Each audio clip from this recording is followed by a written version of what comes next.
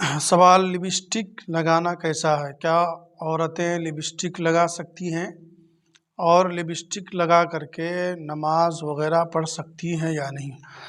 دیکھیں جی، پہلی بات تو یہ کہ عورتوں کا غیر محرم کے لیے سنورنا اور اس کے لیے زیب و زینت اختیار کرنا بالکل حرام ہے۔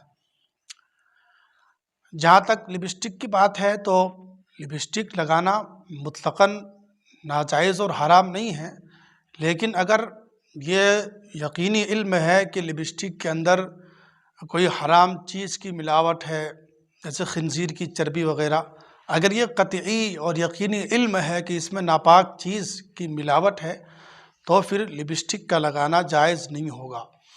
دوسری بات، لپسٹک کی جو پرت ہوتی ہے وہ بہت موٹی ہوتی ہے، اور اگر لپسٹک لگا کر کے وضو کرے تو پھر وضو درست نہیں ہوگا، اور وضو جب درست نہیں ہوگا تو پھر نماز بھی درست نہیں ہوگی۔